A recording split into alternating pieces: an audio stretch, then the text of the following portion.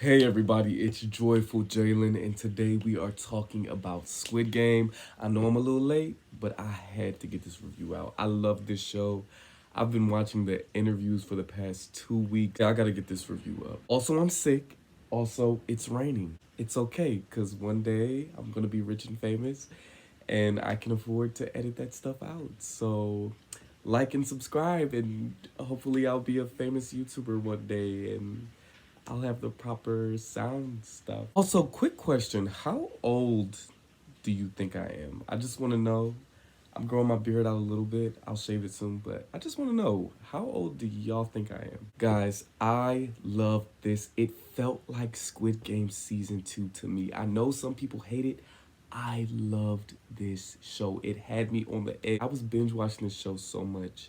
I got in the shower and I hung up my iPad so I could scrub but also watch the show. It was that intense for me. So the first game is red light, green light.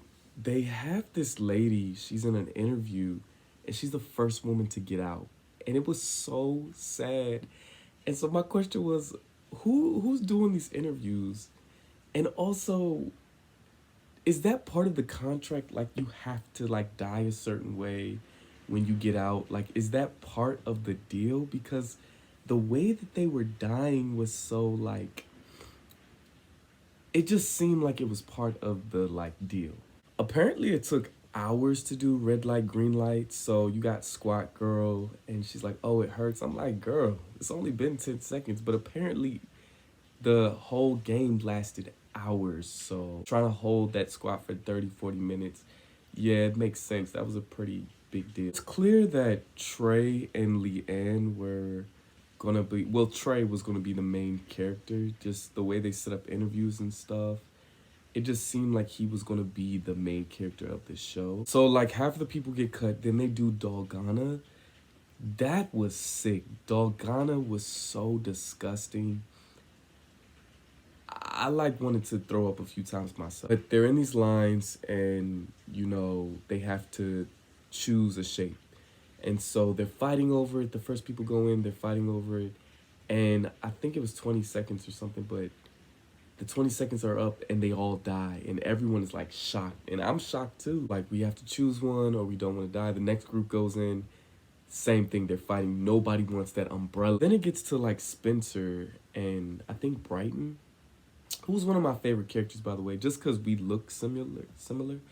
That's the only, well, I thought Brighton was cool. Spencer and Brighton, they all go in, and there's all this pressure on Spencer. Spencer, starts crying, and a part of me is like, dude, it is not that deep. But then another part of me is like, nah, that is a big, deal. You're, responsible for a bunch of other people, so I started to empathize with Spencer a little bit. Well, this man goes in here, and he's talking about some spit on your other person's cookie, and it was so cringe. I thought that whole challenge was just gross and cringe, and I just felt so bad for him because he had all this pressure. He had people in his ear, but he even started to gag and vomit while not well about to vomit, and I just thought the whole game was nasty.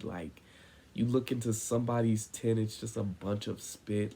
It just was gross, man. After Dolgana, I think his name was Usnan, but he had it out for Brighton. They didn't like each other. There's clips and footage of them don't call me a frat boy and all that other stuff.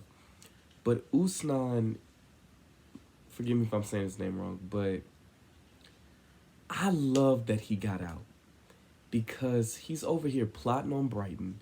I'm like, dude, worry about yourself. Worry about your own game.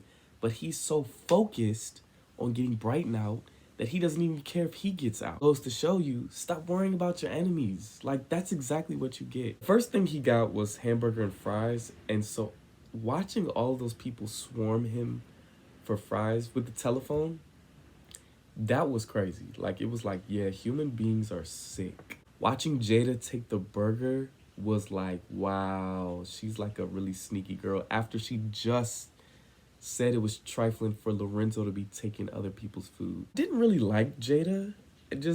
I just feel like she would be annoying to me as a person if I was in there. And like, yes, I would absolutely go if given the opportunity. But I just didn't like her energy. But after, watching a bunch of the interviews afterward, I came to really like respect her. And go look it up. Like, there's a whole thing with the burger. Like, Usman couldn't eat it because it was, a part of his religion. He can't eat certain meats. So that was really interesting. So she took the burger because she heard that. So everyone's freaking out about the next game. They're trying to get the big, strong guys on because they think tug of war is next, just like out of the show. But it turns out it's war games. So people are fighting over which lines and stuff. And then you see TJ for the first time. Don't leave them alone. Don't you leave them alone. And I was like, respect to him. Like, he's being a good leader. Again, it is warship. And that was like crazy to see because it felt like that was a game that could have been in season 2. It felt like the writer had told the producers like that's what's going to be in season 2 because it just felt like it was it felt like it could have been a part of the first season. I loved Bee's intelligence. Like, I loved how she was just like bodying the other team. And so it was kind of weird to see like, okay, who is this woman? Where did she come from? And so a big question for me was like, how are they choosing who to interview and not like, how are they choosing who's a main character, who's a side character, because we're going to talk about it later, but like down the line, you get to the end of the show and it's like, I don't even know who these people are and they're in the top 3. I thought it was funny how TJ would always like say an inspirational line before he would like put a rocket in and Lorenzo's just like over it. But TJ's like, hey, teamwork. Hey, I trust y'all. Like, it just was like really funny to see TJ. Okay, so about half of the people survived that. And so now it's time for Jack in the Box. They have they get volunteers and Felicia goes up there and I'm not gonna lie, y'all. I thought that whole part was funny because Felicia is just like crying her eyes out. Ashley had me laughing because Ashley's like, no one told you to go up there. Like, now you got us both crying. Like, it just was really funny. Like, Felicia, why did you volunteer? Like, just cuz? And so that really got my heart racing. Like, who's gonna go home? And y'all, they was sending people home just for not talking to them. Just like, I've never talked to you before, so you gotta go. Like, I would be so mad. Alicia gets to, instead of getting eliminated, she gets to eliminate 3 people. She eliminates the guy who just got the advantage, which was horrible, like, but smart, very smart. And then she eliminates, I forget, but, they got out of there alive. Then people have to, like, do the orange juice chore, and that's, like, really cute, the girls, getting together. And then there's a treat for the entire dorm. It's a picnic. And y'all, I didn't know marbles was coming. Like, I like to think I'm like real intellectual like that, like thinking ahead, like I know the show. But I think I just didn't expect marbles. Like, I knew there was a catch. For some reason, I just didn't think marbles. And so when Trey finds the marbles, it felt like the show. Like, oh, one of us has to go home. Like, you could feel the hearts drop. So they're going there in their marbles, and I think marbles was the most emotional. I don't know, but I feel like marbles was the most emotional. There was this really funny moment. Jackie goes in, and I guess his name is Frank. And so the question, Frank is like, yeah, Jackie, so why do you want to be here? And they're having this like deep emotional moment. And y'all, Frank switched up so quick. It like, I'm like, is that, I thought it was mental illness because it was so cringy and weird how quickly he switched up. He's like, yeah, like, why do you want to be here? She's like, being a deaf person, it's just, I just want to represent. And he's like, deaf? Are you playing me right now? And she's like, Frank, like, no. He's like, you playing the sympathy card. That's what you're going to do. but guess what? I'm gonna wipe the floor. And she's like, oh my gosh, Frank, you know. That was really funny. Like, her, like, how quickly it went from 0 to 100. That was the highlight of the show for me. Because Frank just, like, and then Jackie won, and like she just couldn't even look at him. Like, that was funny. I love how when it's time for glass floor, like, you know, everybody has to give everybody a number. And it was really emotional because they had like made it so far, and it was like an impossible decision to give like people these numbers. TJ gets number 1, and he goes out there, he's like, all right, y'all, do y'all trust me? It's gonna be a good game. Like, we got this. TJ jumps and immediately is eliminated. I thought that was so funny. All right. So now that we're talking about glass floor, we have to talk about Ashley. The most hated moment in the show, the most hated person in the show. Ashley is receiving a lot of hate. And so, again, I have been watching a lot of interviews online. And so from what I understand, like, people, there was more confusing things happening. Like, it wasn't as clear as, like, Ashley's just not going to jump for Trey. I think it was edited a certain way, but I also believe Ashley was being selfish. But I get it, though. Like, whatever I have to do to get that $1 million, that $4.6 million, I'm gonna do that. And if she was, I don't think she was. Like, apparently she had like some type of pain or something. That's what Trey was saying. I wouldn't fault her if she was like, oh yeah, let's do you guys' idea when it's convenient for me. So I wouldn't fault her if that's what happened. I mean, apparently there was more confusion, and Trey just being a hero, just jumping. I'm like, Trey, you don't have to do that. And Ashley had a point. She didn't agree to it, but it was kind of messed up because after she jumped, it's like, oh, then now let's go back to you guys' plan. So it was kind of like, I was really upset about that. But after listening to the interviews, it's like, oh, okay, like, I give you some grace. So that's another thing. I think the producers didn't know what to do with this bridge. Like, I looked at the behind the scenes of like making Squid Games, and like they were like so in awe that they had actually made the bridge. I don't even think they paid attention to the rules of glass floor. Like, apparently they were like no strategizing and all of that, but I think there wasn't anyone there to be like, okay, Ashley, you have to jump now. Those are the rules you agreed upon. I don't think the producers were paying attention to any of that. I think they were like, this bridge is high up. I hope none of our contestants die, because that would be terrible for the show. And apparently they didn't even jump. Like, they didn't even fall to in the floor, which was surprising to me. They got stuntmen to do it, which was kind of like, why not just, you know, like, you didn't have to build the bridge.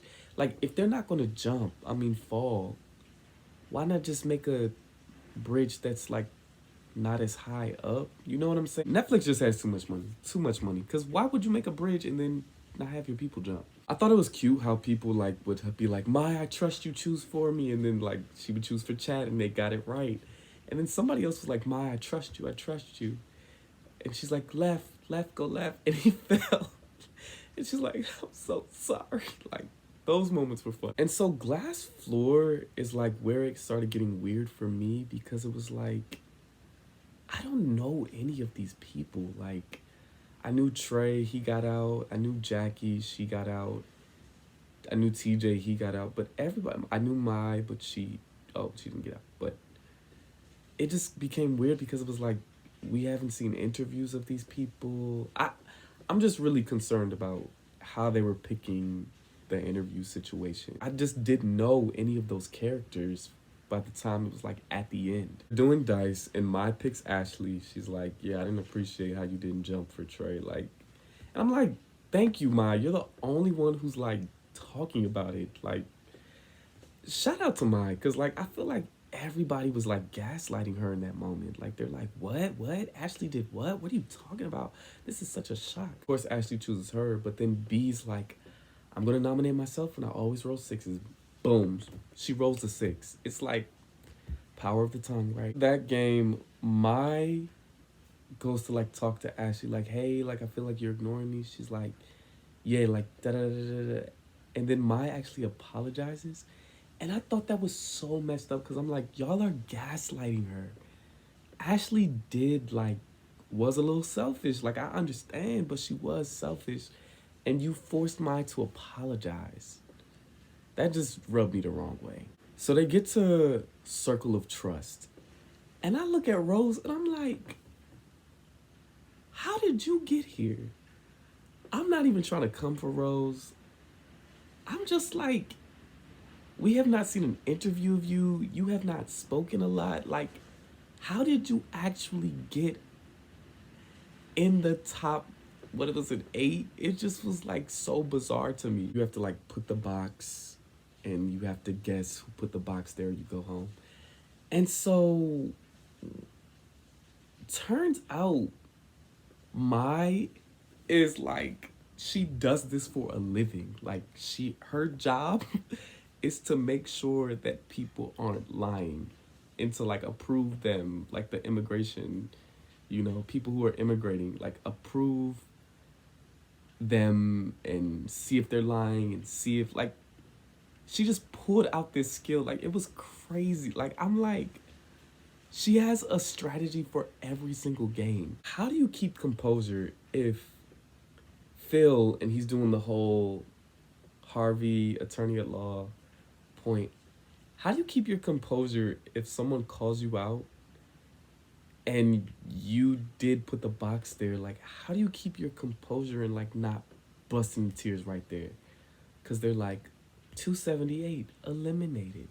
I'm like, I know I'm about to be eliminated. Like, I would start crying way before that. I'm not gonna lie, y'all. This is the game where I was like, where did Sam and Phil come from? Where did they come from?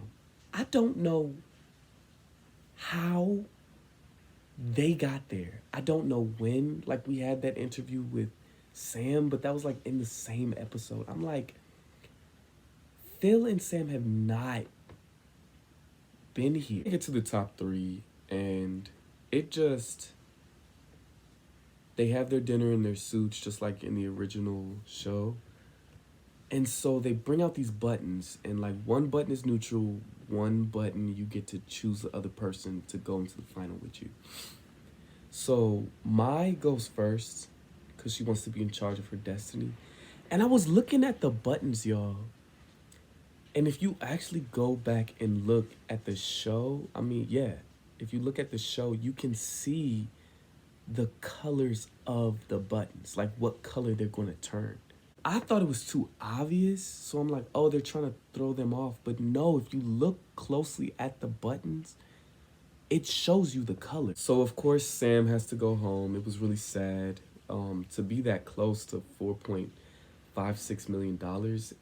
I heard that Netflix gave them a therapist and suicide watch for the first 48 hours because that makes sense. Like, you're really, really close to $5 million and really changing your life. Then it's just Mai and Phil, and they do rock, paper, scissors. And I don't know why I thought they were going to get, like, fake knives or, like, paint knives or something to, like, attack each other. But rock, paper, scissors felt right. It just felt a little lackluster. Mai comes out with another strategy like, yeah, adult males usually go for rock. And I'm just like, oh my gosh, this woman has so much wisdom. She's just like ready to go. I was rooting for Mai. I'm not, she just seemed to have a way worse life. Just went through a lot more than Phil. She gets the key, and that's a wrap. Like, it was a pretty straightforward game. And I was happy that she won.